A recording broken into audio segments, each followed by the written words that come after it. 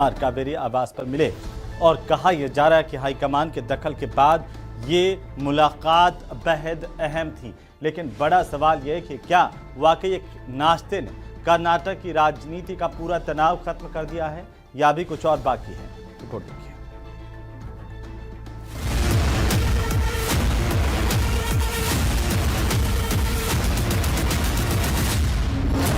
कर्नाटक में सत्ता साझा करने को लेकर पिछले कई दिनों से जारी हलचल आज एक ब्रेकफास्ट मीटिंग तक पहुंच गई। हाईकमान के स्पष्ट निर्देश के बाद मुख्यमंत्री सिद्धारमैया ने डिप्टी सीएम डीके शिवकुमार को कावेरी में नाश्ते पर बुलाया। दोनों नेताओं ने कैमरे के सामने मुस्कुराकर एकता दिखाने की कोशिश की, लेकिन भीतर का तनाव जस का तस दिखाई दिया।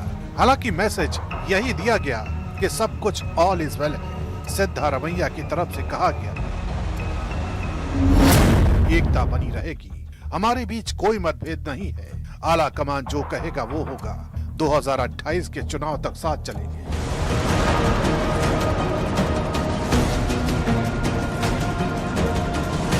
सिद्धारमैया ने भले ही मुद्दे को हल्का बताने की कोशिश की, लेकिन डीके शिवकुमार की बॉडी लैंग्वेज और हालिया बयान कुछ और संकेत दे रहे हैं। वो लगातार कहते रहे जो हाई कमान कहेगा वही करेंगे।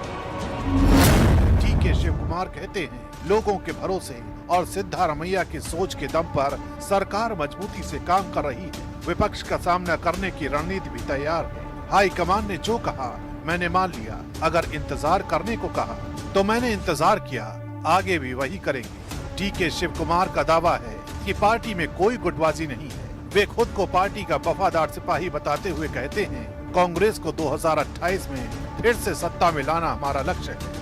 नेतृत्व के निर्देश पर होने वाली ऐसी बैठकों के बाद जितना बताया जाता है उससे कहीं ज्यादा छुपाया जाता है, लेकिन ये छुपा हुआ सच भी कभी न कभी सामने आएगा जरूर। सवाल ये है कि कुछ घंटों बाद, कुछ हफ्तों बाद या कुछ महीनों बाद, क्योंकि डीके शिवकुमार सालों तक इंतजार करने वाले तो दिख नहीं रहे। कर्नाटक की राजनीति में ये लाइन सिर्फ सम्मान नहीं बल्कि इंतजार का इशारा भी मानी जा रही है, खासकर 2025 की वादा कुर्सी बहस के बीच। इसी विवाद और डैमेज कंट्रोल के बीच शिवसेना उद्धव गुट की सांसद प्रियंका चतुर्वेदी भी सामने आई। उन्होंने कहा विवाद को मीडिया ने जरूरत से ज्यादा बढ़ा दिया। चर्चा सब जगह हो रही है, मीडिया में ज्यादा हो रही है, आपस में उनके इतनी नहीं हो रही होगी जितना मीडिया उसको तूल दे रही है। और उसमें स्पष्ट किया है, कांग्रेस पार्टी ने भी स्पष्ट किया है कि इस पे बातचीत होगी, इस पे निर्णय लिया जाएगा और उनका जो कमिटमेंट है कर्नाटका की जनता के साथ है। कर्नाटका की जनता को जो जो वादे किए थे वो पूरी करने की बात है। 5 साल के लिए एक बड़ा मैंडेट मिला है, उसकी जिम्मेदारी वो समझ रहे हैं। तो आने वाले समय में क्या कंटिन्यूटी रहेगी या चेंज आएगा वो जनता के सामने आएगा। तो क्या ब्रेकफास्ट मीटिंग ने कर्नाटक की राजनीति को शांत कर दिया? साफ ये है तनाव दब गया, खत्म नहीं हुआ।